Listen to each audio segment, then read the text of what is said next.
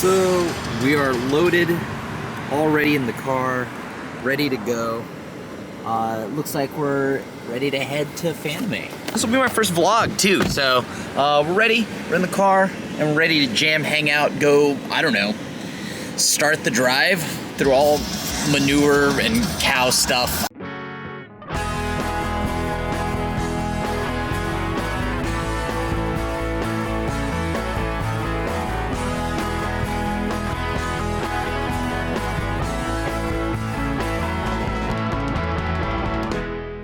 So, but let's get right into it. Why is Fanime special to me?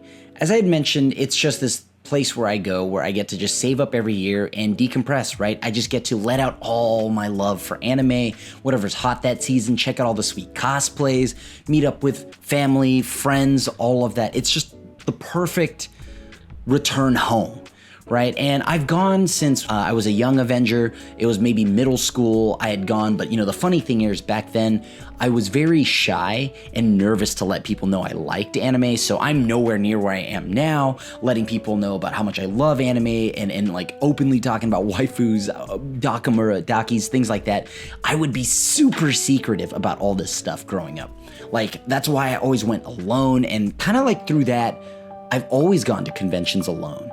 And you know, it's actually quite therapeutic and peaceful just going places by yourself, no plans, just go wherever you want to go, meet up with whoever, and then just tag along for a little bit, then drop off. I remember I ran into somebody in my middle school once, and essentially I just gave them the nod, but like I didn't really talk to them because I didn't want them to like talk about it at school. I don't know. It's weird about the stuff we used to like care about as a kid, right? Like things that we were like, oh, guilty pleasures, can't let people find out about this. But now, as a full-blown adult, I'm a proud weeb, and I don't hide that clearly. As I got older, it just kept getting more sentimental, and I'd gone every year, and the pandemic had happened, and when the pandemic happened, I hadn't gone for 2 to 3 years, and so this was the first Fanime back, and I missed it. It truly felt like being home. There's always 4 songs I listen to, and it's usually, of course, if you're a fan of Kingdom Hearts, you know Simple and Clean, that's on there. Fully Cooley's Ride on Shooting Star by the Pillows, and then I've got Love Discord by the Beat Sabers, and Running in the 90s from Initial D, as you could figure it out. And somewhere along the way, because it's never on Spotify and I have to look for it on YouTube, it's Smile Bomb, the Yu Yu Hakusho intro. So those are always the songs that I listen to get my convention like weekend or weeks started. So yeah, like I drove home. The drive from like SoCal, it's not that bad. It's only like about 5-6 hours or something like that, depending on how generous I want to be with stops. And you know, I got to do that with the dogs and whatnot because the doggos always come with me. Well, at least ever since I've had dogs, they've kind of gone with me. This week meant a lot to me because it was my first real year away from home. So naturally, the first thing I had to do when I got home, go to my local game center. That's right. I would go to my local game center, which was Channel Fireball. Got there, spent some money on some silly things. Okay, well, not silly because, you know, let's be honest here. They are very much so a necessity. You know, kind of just like get in the swing of things because we're about to actually spend more money on probably more nonsensical things over the weekend. So, yeah, it was nice. You know, this is my first year away from home. So I came home, I stopped by my local game center, got to see what they were doing, got to buy some singles, said hi to friends, got into the things of San Jose to truly feel like I've returned. And nothing says that better than your local game center. You know, they of course welcomed me back. It was so nice to see them. Don't worry, Channel Fireball, I'm not upset that you didn't invite me to Command Fest at all. And maybe the reason why I didn't get invited because, you know, it's like, why would you want to get the budget Jimmy Wong when you can have actual Jimmy Wong? Regardless of that, I was still able, you know, I met up with a friend and, you know, we decided we're going to split a box. Like, oh, you should just split a box of Pokemon Fusion Strike because it'd be fun. So I did exactly that. I went and got a box of Pokemon Fusion Strike and then just to crack packs, you know, just get the good feelings going for being home, and it felt great. I mean, did I open anything sweet? I then went to go get, of course, my local boba spots that I would go to. With all the pre-con rituals kind of out of the way, I was excited because now we begin the convention. So I come back the next day, right? Early-ish, and oh my God, the line is long. Like, it is truly line con. It's hot, it's miserable, it's, once again, long. Seriously, super long. And you know, it makes sense the line would be long. It's the first con back. Everyone's super giddy and excited to get back into con summer. By now, I'm inside. It feels like awesome. Like, this is the convention floor I've known. I've grown to pretty much grown to become an adult. This would be my first con in my 30s, so it was pretty big. It was like, okay, well, what's my con experience going to be like as an elder weeb? Is it going to be just, am I going to feel awkward the whole time? But as I finally get in line and slowly, you know, I get a hold of my badge, right? It's like, boom, got the badge. I leave and I'm processing it all, and it's just like, yo, I don't feel any older. I don't feel like, you know, anything other than happiness. And it feels good to be kind of like home, and be able to just freely be myself and do what I want.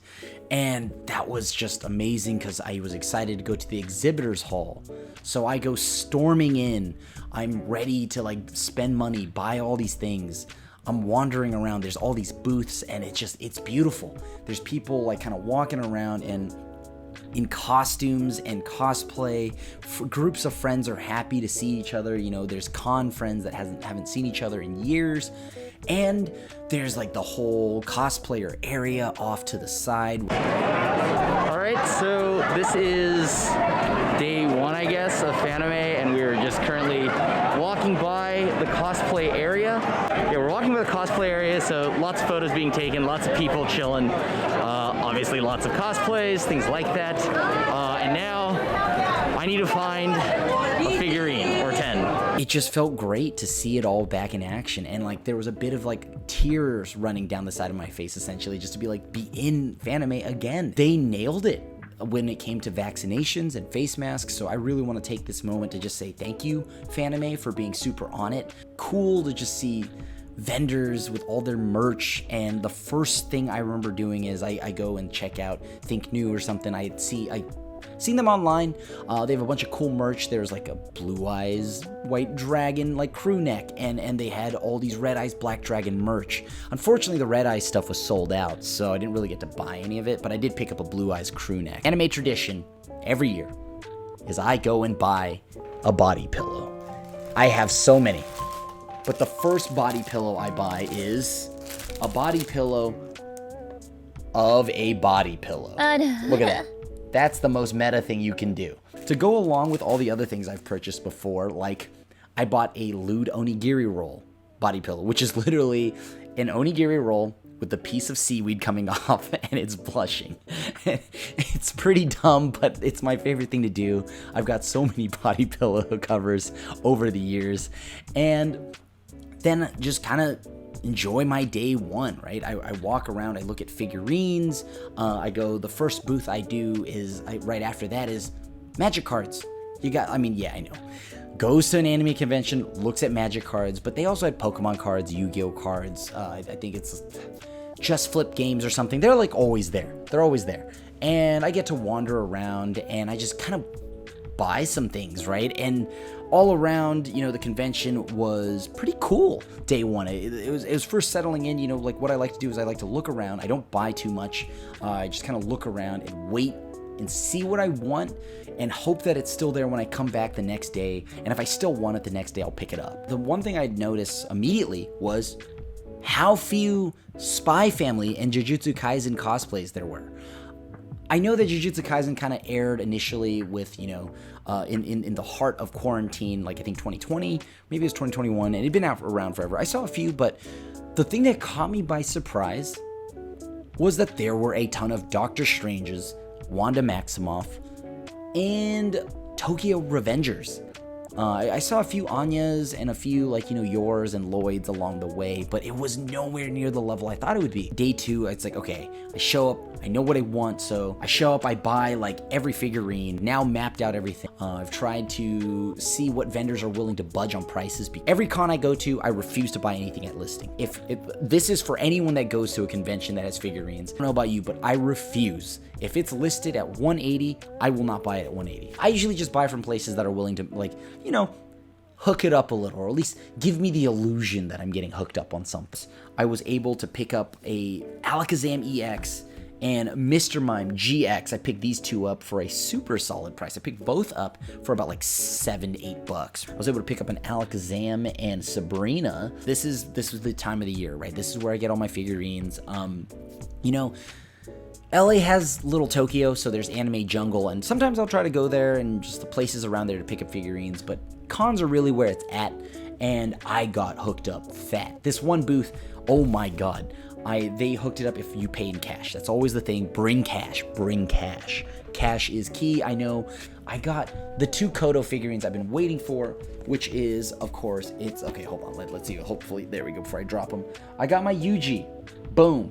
They hooked that up. They gave me that plus my Megumi figure with the doggo, with his, you know, like, his little dogs. I just scrounged up all the cash I had on me, and it ended up adding somewhere roughly around like 280, I think. And so they hooked it up for that. Actually, it was about 280. Also able to find my Yuta figurine. As you can see, the box, I already kind of got a little excited. I opened it. There's no other like Yuta figurines to really buy right now. There's the pre-order that's like $800, but you know, we're not doing that. And then I also got, not because I don't know how this got here, somehow they must have slipped some quintessential quintuplet figurine of Itsuki into my... Please don't tell anybody. But I got Nanami. I hadn't really seen this anywhere, so I was happy to get it. Another Yuji. There's like not a legal limit. Well, actually there should be, considering how much Jujutsukaisen stuff I own. Some Yuji socks. I even got some Nico Bolas socks. A Yu Yu Hakusho shirt. There was not enough Yu Yu Hakusho. Now I know the show is like maybe a little bit old and whatnot. I might be dating myself by like looking for that stuff. Like you can tell I'm a weeb in my 30s, right? So there's not that much merch. But there was one booth that had the Kodo figurines like 3 times the price. Normally like going over to the low-key booth, but the booth was like circling around itself, and I didn't want to deal with that. Artist Alley, I got this amazing Haunter button-up. Look at that. We got a shirt, trash, naturally, as a pile of trash would get. You know, trash. And then, of course, I've also got... First off, I got this dope water bottle, right? I always buy these every year and then I lose them, so I'm sure I'll lose this too. And I've got my Yuta decal. And to join him is Rika. You can't fully see it, but I've got obviously Thorn Princess. I've got Twilight, good old Lloyd. Then I've got Smug Anya. That is kind of cursed, and I love it. Well, unfortunately, like every convention, it does come to an end. So before I end the convention, I guess, you know, I got to do all the hometown spots on my way out. So naturally, I do like Coffee and Water Lab up in Saratoga. There's also the Mitsuo Market over somewhere. I'm probably not pointing in the right direction. It's somewhere over there. That's where if you've seen my streams, I've talked about the mochi donuts. That's where I always go for, at least until a place that's called like Moto Donuts. They come from Hawaii. Usually you get in line for like a million years, and that's where you're able to get those donuts there. But also over there is my favorite like little like bookstore that I go to usually. I mean, they're all over the place. It's Kinokuniya and whatnot. So that's where I buy all my manga and things like that. But yeah, so I guess this is like my last coffee and, I don't know, meal before I head out for the road. Damn, dude. I felt that. I did find Spy Family merch, and the fact that it was merged with some Pulp Fiction. Actually, I don't even... Are people at Fanime even old enough? Like, they're... Well, looks like we're packed and ready to go. The boys are here in the car again. Time to go home. Dormo, I think you're driving, right? Right? find my car. I don't remember where I parked my car, but that, you know what? That's the fun. I did it. I found my car.